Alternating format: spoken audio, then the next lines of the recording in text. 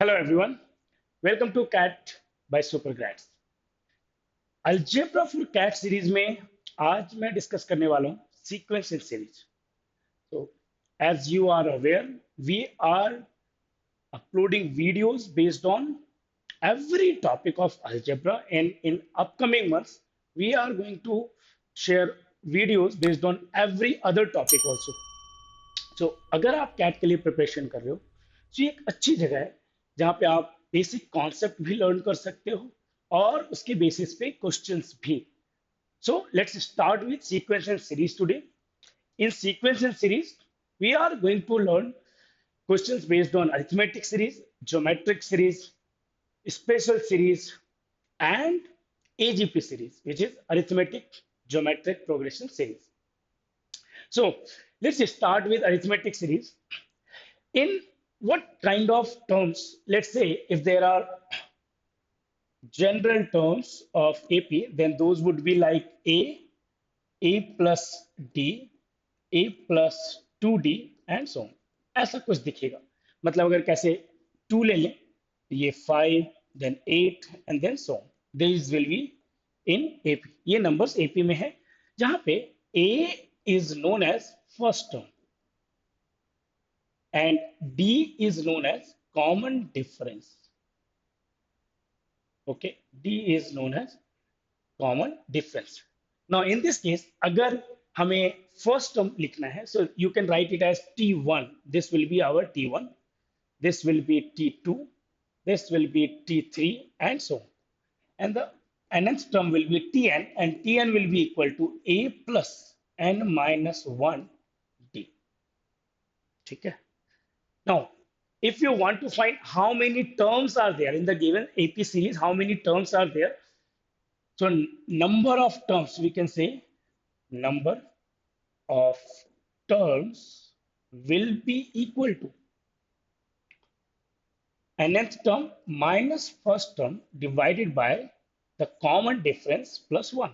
This is how we can find number of terms given in a series. अगर first term और last term दिया हुआ है तो कितने टर्म्स होंगे वो हम बहुत इजीली फाइंड कर सकते हैं. जैसे कि अगर इस सीरीज में, इसी सीरीज में अगर हम बोले कि कोई टर्म है, लेट्स से कि 101, तो कितने टर्म्स हैं इस सीरीज में starting with 2, 5, 8 till 101. How many terms will be there? So this will be equal to 101 minus 101 minus 2 divided by the common difference. Common difference कितना है? 2 to 5, 3. 5 to 8, 3. Divided by 3 plus 1, which is equal to 34. कितने terms है इस series में starting with 2 ending with 101? 34 terms हैं. Now अगर हम बात करें, कभी अगर ऐसा क्वेश्चन में दिया हुआ हो कि A, B and C are in AP, then we can say that 2b is equal to a plus c. Now ये बहुत ही इंपॉर्टेंट कॉन्सेप्ट है. कभी भी ऐसा क्वेश्चन में लिखा हो A B C are in AP, तो आप ये कॉन्सेप्ट यूज कर सकते हो. You can start solving the question from this equation. Okay, इसके बाद अगर 3 टर्म्स दिया हुआ हो एपी का, 3 terms of an AP, then we took those terms as a minus d, a and a plus d. इससे फायदा ये होता है कि अगर आप सम लेते हो तो एक टर्म हमें बीच वाला टर्म मिल जाता है बहुत ही आसानी से. D will be cancel out, so एक टर्म तो मिल जाएगा. अगर कहीं 4 टर्म्स मेंशन हो, 4 terms of an AP, this we can take as a minus 3d, a minus d, a plus d and a plus 3d.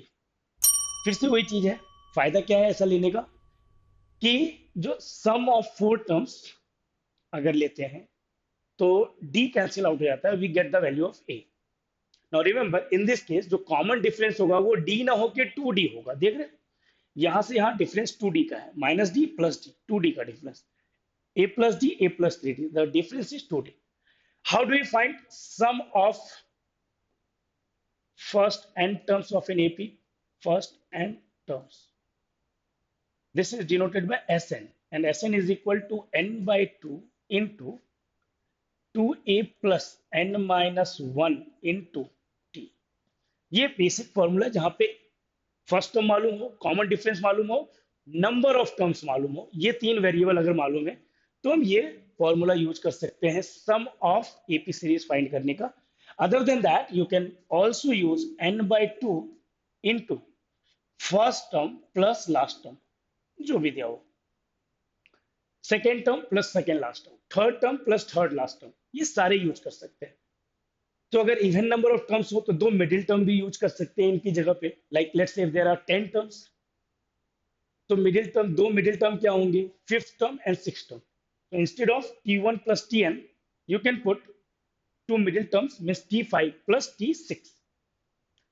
If there are odd number of terms, then we can say this will be equal to n into middle term. So sum of first n terms of any AP series can be found out using n into middle term, where number of terms is odd.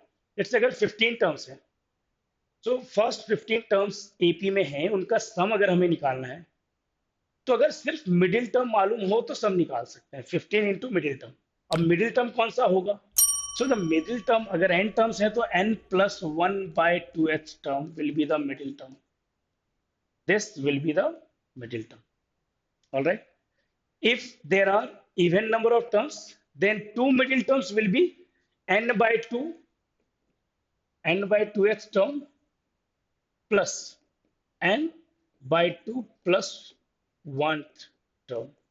These two will be the middle terms. Two middle terms will be there. तो ये सारे concept होते हैं use कहाँ पे, AP arithmetic progression के लिए, है ना. Now we can go to geometric series. So in case of geometric series, again, if we talk about the terms look like AR square and so on. So nth term hoga AR to the power n minus 1, right? This will be our nth term. Okay. Now if it says that what is A? So A is first term. A is again first term, and what is R? R is common ratio. R यहाँ पे common ratio के तौर पे जाना जाएगा. Now, if it is given that if A, B and C are in GP, then we can say that B square is equal to AC. जैसा अभी हमने AP में देखा था वैसा ही यहाँ GP में है. If it is given in the question that A, B, C are in GP, start from here. Take B square is equal to AC and you get it. Now, what's next? If three terms are in AP, if three terms are in AP, not AP, in GP, क्या वो terms लेंगे हम? You can take those terms as A by R, A and AR. Again, क्या फायदा इसका लेने का? अगर हम इन तीनों का प्रोडक्ट लें, so R will be cancel out, you will get the value of A, means एक टर्म तो पता चल ही जाएगा. And similarly, four terms are in GP. If four terms are in GP, then take those terms as A by RQ, AR, not AR, this will be A upon R, then AR and ARQ. Like this. If there are five terms, you can take them as A by R square, A by R, A, AR and AR square. ठीक है, and so on. अगर 6 term हो तो क्या लेंगे, A by R to the power 5 ले सकते हैं, फिर ये 4 टर्म और लास्ट में AR to the power 5. So ऐसे हम नंबर टर्म्स लेते हैं अगर एक particular number of terms given हो क्वेश्चन में. तो अब अगर हमें सम फाइंड करना है, again what is Sn? Sn is basically sum of first n terms, that will be equal to A into R to the power n minus 1 divided by R minus 1. ये हम तब लेते हैं when mod of R is greater than equal to 1. ठीक है, this is what we take. Now, if R is equal to n 1 doesn't make sense, so we can say mod of r is greater than 1. Okay, because if r is equal to 1, then all of the term will be equal to each other, and then sum find करना काफी easy है, n into number of terms करके आ जाएगा sum. Now sum of infinite GP series, this is a upon 1 minus r. ये कब use होता है? When mod of r is less than 1. जैसे कि एग्जांपल अगर हम लें, कुछ ऐसा है 1, 1/3, 1/9, 1/27 एंड सो, ऐसा अगर है, और इसका हमें सम फाइंड करना है 1 plus 1/3 plus 1/9 plus 1/27 till infinity terms, जितने भी होंगे infinite terms, what will be the sum? So first term is 1 and the common ratio is 1/3, so 1 minus 1/3, so 1/2/3, which will become 3/2, है ना? So this is what we need to solve questions based on geometric progression. ठीक है, तो चलो कुछ questions इस पे try करते हैं. ये फर्स्ट क्वेश्चन जो है वो बेस्ड है अरिथमेटिक प्रोग्रेशन पे. It says ratio of sum of first n terms of two different AP series is 2n plus 5 upon 3n plus 1. What will be the ratio of 33rd terms of these two AP series? सम दिया हुआ है, हमें क्या find करना है? 33rd terms का ratio. तो देखो, अगर एक एपी सीरीज कुछ ऐसा ले लें, a1 plus d1, a2 plus a2, a1 plus 2d1 and so on, ऐसा. ये पहला एपी सीरीज हो गया है ना, फर्स्ट सीरीज, सीरीज 1. अगर हम सीरीज 2 की बात करें, वो कुछ ऐसा है a2 plus d2, then a2 plus 2d2 and so. ये सेकेंड एपी सीरीज है. सम ऑफ फर्स्ट एंड टर्म्स का ratio 2n plus 5 upon 3n plus 5 है. हमें क्या निकालना है? We need to find the ratio of 33rd term. Now 33rd term, इसका 33rd term क्या होगा? a1 plus 32d1, और इसका 33rd टर्म क्या होगा? a2 plus 32d2. What will be this ratio? बहुत ही मजेदार क्वेश्चन है. अब देखो कैसे सॉल्व करना है इसे. हमें सम का रेशियो पता है, रेशियो हमें चाहिए टर्म्स का. तो अगर हमें अगर कोई एक टर्म मालूम है, क्या हम सम निकाल सकते हैं? यस, हम सम निकाल सकते हैं. कब? जब वो टर्म मिडिल टर्म हो, है ना. अगर कोई टर्म मिडिल टर्म है तो हम सम निकाल सकते हैं. तो ये जो 33rd टर्म है, ये 33rd टर्म कितने टर्म्स का मिडिल होगा? देखो, अगर n टर्म्स हैं तो n plus 1/2, let's not take n, yeah, we can take n plus 1/2 will be equal to 33, or n will be equal to 65.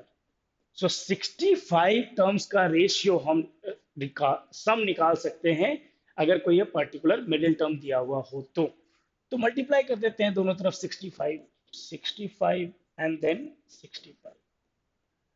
सो अब ये वैल्यू क्या होगी? This will be sum of first n terms. This will also be sum of first n terms. Now we know that the ratio of first n terms, sum of first n terms is this. So this will be equal to 2 into 65 plus 5 divided by 3 into 65 plus 1.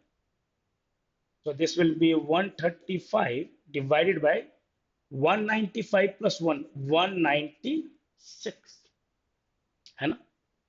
तो ये ratio आ गया हमारे पास किसका?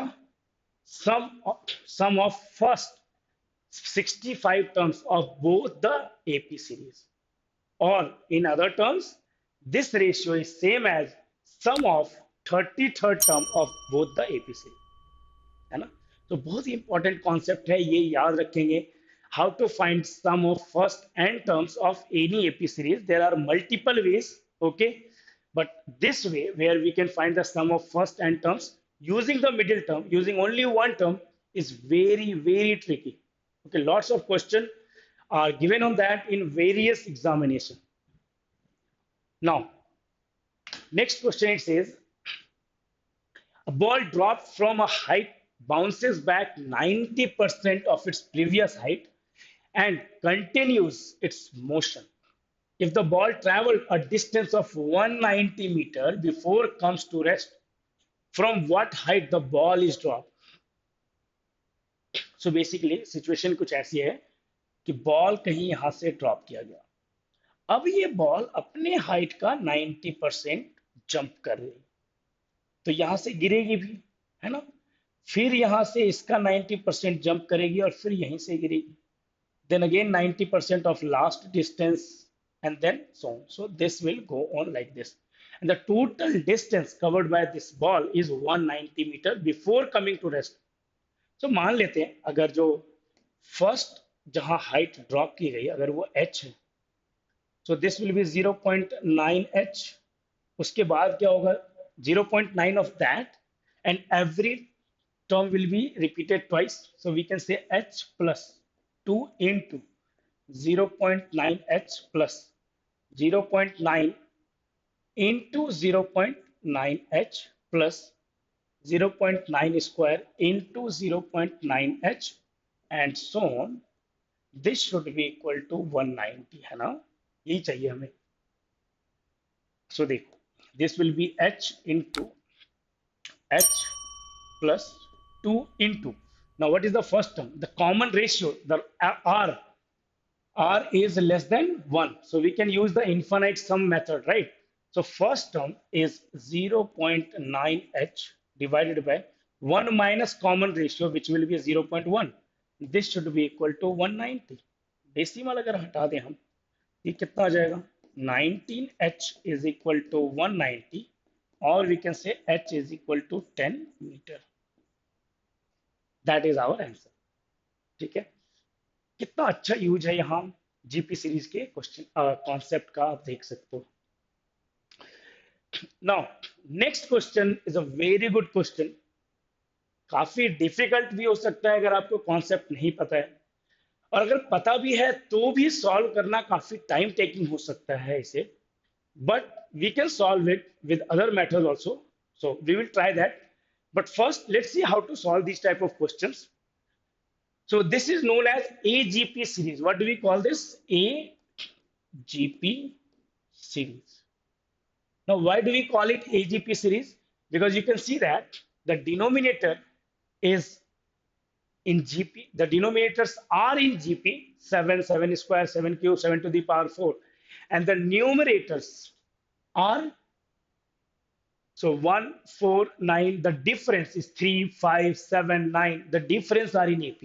So this is known as AGP series. So how do we solve it? So see, the common ratio is 7.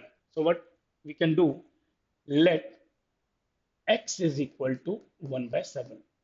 So जो sum हमें चाहिए, that sum will be equal to 1 plus, this will be 4x plus 9x square plus 16x cube and so on.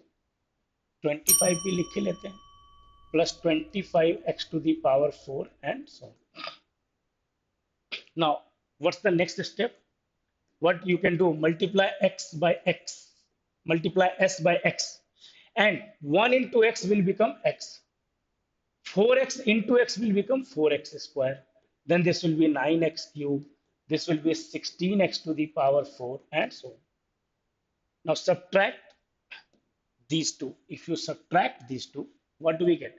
We get s minus sx is equal to, this will be 1 plus 3x plus 5x square plus 7x cube and 9x to the power 4 and so on. अभी भी काम खत्म नहीं हुआ है ना, अभी भी काम खत्म नहीं हुआ है. This s minus sx can be written as s into 1 minus x. फिर से इसे मल्टीप्लाई कर दो, किससे, फिर से इसे मल्टीप्लाई कर दो x से. So this will B s into 1 minus x into x. So 1 into x will be x, 3x into x will be 3x square, this will be 5x cube, 7x to the power 4 and so on. Now let's solve these. So subtract these two, क्या मिलेगा हमें देखो, S one minus x common लोगे तो फिर से one minus x आ जाएगा, तो this will be S one minus x whole square and this will be equal to one plus two x plus two x square plus two x cube plus two x to the power four and so. अब देख सकते हो कि काफी हद तक हम काफी क्लोज है आंसर फाइंड करने के। तो यहां से क्या कह सकते हैं, S one minus x whole square is equal to one plus, now x is 1 by 7 which is less than 1, mod of r वाला कॉन्सेप्ट जो है, mod of r is less than 1, तो सम क्या होता है a upon 1 minus r, that we can use this। a means the first term is 2x, 1 minus r means 1 minus x, ये हो गया। this will be equal to, so ये लिख सकते हैं 1 minus x plus 2x divided by 1 minus x which is equal to 1 plus x divided by 1 minus x। From there, we can say s will be equal to 1 plus x divided by 1 minus x whole cube. Now we can put the value of x. To solve it easily, we can write it as 1 plus 1 by 7 divided by 1 minus 1 by 7 whole cube. This will be equal to 6, 1 by 7. So this will be 8 by 7 and this will be 6 by 7 whole cube, so 216 upon 343। कितनी आएगी ये value, देखो ये value आ जाएगी total 343 divide by 7 will be 49, 216 divide by 8 will be 27। तो ये आ गया अपना आंसर। तो आंसर इज ऑप्शन सी। तो अच्छा खासा टाइम टेकिंग क्वेश्चन है ये, अगर हमें मेथड मालूम हो तब भी, है ना। एग्जाम के टाइम पे यहाँ पे सॉल्व करने में एक भी मिस्टेक हुई फिर तो ये सॉल्व होने से रहा, राइट। और ये क्वेश्चंस हर तरह के एमबीए एग्जाम्स में आ चुका है, कैट में, जैट में, आईएफटी में, स्नैप में, अनमैट में, सी मैट में, हर तरह के एग्जाम में आ चुका है। ऑफ कोर्स एक इंपॉर्टेंट क्वेश्चन तो है, तो भाई कैसे सॉल्व कर सकते हैं हम इसे इजियर वे में।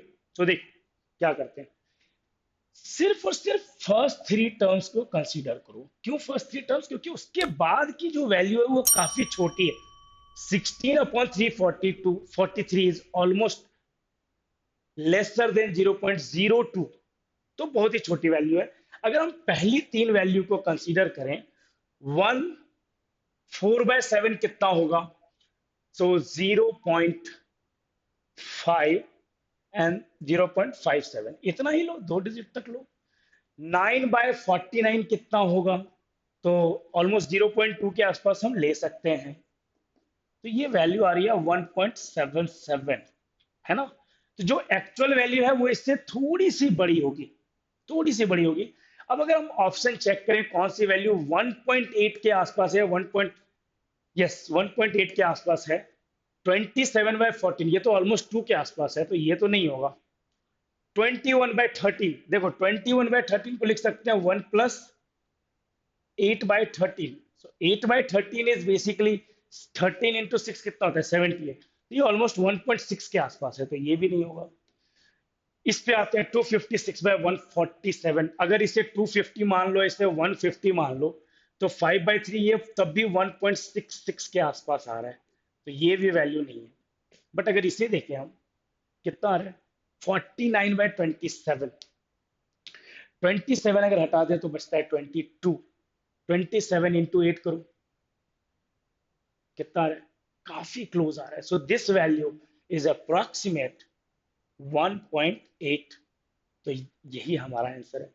तो जब भी आप इस तरह के क्वेश्चन देखो, rather than solving using these steps, you can use this one। किसी भी इस तरह के सीरीज में use the first three terms, okay, to find out which option is correct, okay। उम्मीद है समझ में आया होगा। now next, the sum of the infinite series, ये बहुत इंटरेस्टिंग क्वेश्चन है भाई। देखो इस तरह के सीरीज भी अगेन काफी पॉपुलर है। कैसे फाइंड करना है सम ऑफ इनफाइनाइट सीरीज, 1/1/1/4, 1/1/4 × 7 प्लस 1/7 × 10, 1/7 × 10। और इन्फिनिट तक ये सीरीज जा रही है। कैसे इसे सॉल्व करना है, तो देख क्या हम कर सकते हैं। अगर मैं 1/1 - 1/4 करूं, क्या मिलेगा देखो। ये मिलेगा 3/1 × 4, इसी के टर्म में लिख रहा हूं मैं। अगर 1 - 1/4 -1/7 करें तो क्या मिलेगा, ये मिल जाएगा 3/4 × 7। और अगर 1/7 -1/10 करें तो क्या मिलेगा, 3/7 × 10। तो ऑलमोस्ट वही आ रहा है, बस 1/3 का अंतर है, राइट। तो हम क्या कह सकते हैं, क्या इसे मल्टीप्लाई कर सकते हैं दोनों तरफ 3 से, 3/3 ऐसा। तो इसे लिख सकते हैं 1/3 times 3/1 × 4 plus 3/4 × 7 plus 3/7 × 10 and so on. This will be equal to 1/3. This will be a 1 minus 1/4, 1/4 minus 1/7, 1/7 minus 1/10 and so on. So सारे सब्सिक्वेंट टर्म क्या होंगे, कैंसिल आउट हो जाएंगे, सारे टर्म्स कैंसिल आउट हो जाएंगे। क्या बचेगा, ओनली 1/3। एंड यहाँ पे क्या बचेगा, 1। 1 minus 0 is 1, so this will be 1/3 and that is your answer. Now इस क्वेश्चन का वेरिएंट कुछ अलग भी हो सकता है कि 10 टर्म्स तक फाइंड करें, 12 टर्म्स तक फाइंड करें, 7 टर्म्स तक फाइंड करें। तो क्या करेंगे, जो लास्ट टर्म होगा, जो भी टर्म दिया हुआ है, जैसे 8th टर्म है, 8th टर्म जब हम दो पार्ट में ब्रेक करेंगे तो जो लास्ट होगा वो बच जाएगा। सो 1 माइनस दैट इंटू 1/3, वो आंसर होगा मेरा। आगे बात सुनिए। ऑलराइट, नाउ अब चेक करते हैं एक बहुत interesting question, CAT previous year question से। It is in a sequence tn plus 2 minus tn is equal to tn plus 1 for all natural numbers n, and t1 is given, t2 is given. Find the value of s100. So यहाँ पे tn minus 2 minus tn is equal to tn plus 1. तो क्या इसे हम लिख सकते हैं that tn plus 2 will be equal to tn plus 1, ऐसा लिख सकते हैं ना। तो इसका मतलब ये है कि जो T1 और T1 दे रखा है कितना है, 3 है। T2 कितना है, 2 है। क्या हम T3 फाइंड कर सकते हैं, ऑफ कोर्स कर सकते हैं। कैसे, इन दोनों को ऐड करके, है ना। सो अगर हम इन दोनों को ऐड करें, सो बेसिकली नाउ, अच्छा इस टर्म में थोड़ा सा एक ट्विस्ट है, वो ये है कि यहाँ पे माइनस की जगह प्लस है, और यहाँ पे अगर माइनस की जगह प्लस है तो थोड़ा सा हमें यहाँ पे चेंज करना पड़ेगा, बहुत ज्यादा नहीं, कि this will B tn+1 minus tn, है ना, ऐसा हो जाएगा। तो अब हम क्या कह सकते हैं, t1 is given which is 3, t2 will be equal to 2, so t3 will be equal to 2 minus 3 which is equal to -1। T4 क्या हो जाएगा, -1 -2 which is equal to -3। T5 will be equal to -3 -1, so +1 हो जाएगा, this will be equal to -2। T6 will be equal to -2 + 3 which is equal to 1। और अब अगर हम check करें what will be T7, so 1 minus -2 will be 3। What will be T8, 3 minus 1, it will be 2। T9 will be equal to -1, T10 will be equal to -3, T11 will be equal to -2 and T12 will be equal to 1। So क्या दिख रहा है हमें यहाँ पे कि अब ये रिपीटेशन है, after 6 terms there is a repetition. So in that case we can say T6 के plus n will be equal to Tn। मतलब T1 के बराबर T7 होगा, T7 के बराबर T13 which is equal to T19 which is equal to T25। T5 will be equal to T11 which will be equal to T16 which will eventually will be equal to T65, T95 and so on। मतलब 6 का difference अगर है तो दोनों term की value same होगी। But हमें क्या पूछा है, सम पूछा है, हमें पूछा है T1 से लेकर T100 तक का सम। तो अब एक और इंटरेस्टिंग चीज यहाँ पे देखनी बाकी है कि अगर फर्स्ट 6 टर्म का सम लोगे, not let's say this one 3 2, -1, -3, -2, 1, इन सब का सम क्या आ रहा है? Zero. So basically sum of six consecutive terms is equal to zero. Any six consecutive terms will be zero.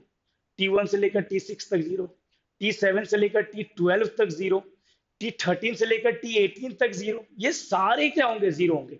हमें क्या चाहिए? S100. S100 is equal to S1 plus S2 up to S100. Now what we can do, that sum of any six consecutive terms is equal to zero. So S1 से S6 तक zero होगा, S7 से S12 तक zero होगा. Similarly S91 से S96 तक के सारे टर्म्स जीरो होंगे. तो क्या बचेगा? तो this will be same as S97 plus S98 plus S99 plus S100. S97 will be equal to, this is not S, this should be T1. So this is T1 plus T2 up to T100, right? So in that case, this will be equal to, this sum will be equal to T97, T98, T99 plus T100. This will be equal to T1, this will be equal to T2, this will be equal to T3, and this will be equal to T4. अब लिख दो इसकी value तो हमें पता ही है. T1 is 3, T2 is 2, T3 is -1, this is -3. So 5 minus 4, this will be equal to 1. So sum of first 100 terms will be equal to 1. है ना? 100 terms का एडिशन, और भाई कितनी एडिशन करनी पड़ेगी? ऐसा कुछ भी नहीं है, बहुत ही इजी क्वेश्चन है. Recently, CAT has been providing questions like this where you need to find the pattern, and that pattern will be obtained only after you are going for the next 5, 6 terms, 7, 8 terms. Then only you will be able to see the series, the sequence, the pattern, and then you can solve any type of questions given in that. All right. So be careful when you are solving these type of questions in the exam. All the questions have two methods, one of the longer methods, one of the easier methods, the tricky methods, the methods which will take lesser time, which will put you ahead of the field, which will get you 99 plus percentile. So be careful whenever you are solving a question, and what type of solution you are having. Okay, so discuss it whenever you are required to solve a question, and if there is a lengthy method. Okay, कुछ questions ऐसे हैं जिसमें कुछ नहीं किया जा सकता, उसके मेथड लेंदी हैं तो हैं, but most of the question जिसके मेथड लेंदी है, कहीं ना कहीं उसका एक शॉर्ट मेथड भी होता है, एक अच्छा मेथड भी होता है जिसे आप 1 मिनट 2 मिनट में आराम से कर सको. All right. So with that, I'm ending this session. I hope you understood it. And if you have any kind of feedback, let me know it in the comments. Okay. We will keep bringing you more such videos. Okay. So keep preparing. All the best. Bye bye.